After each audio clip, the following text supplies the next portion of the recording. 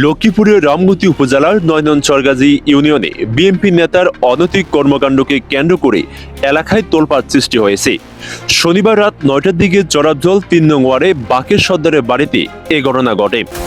স্থানীয় সূত্রে জানা গেছে, ইউনিয়ন বিএনপি যুগ্ম সাধারণ সম্পাদক শনি সারোয়ার দীর্ঘদিন ধরে বাকের সর্দারের মেয়ে তামান্না বেগমের সঙ্গে অনৈতিক সম্পর্কে জড়িয়েছিলেন।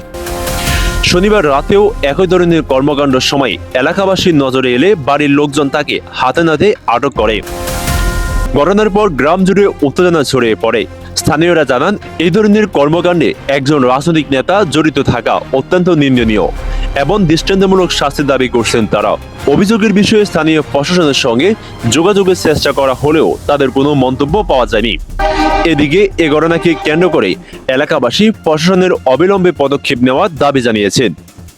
ভয়েস অব রামগতি, রামগতির মাটি ও মানুষের কথা বলে। ধন্যবাদ।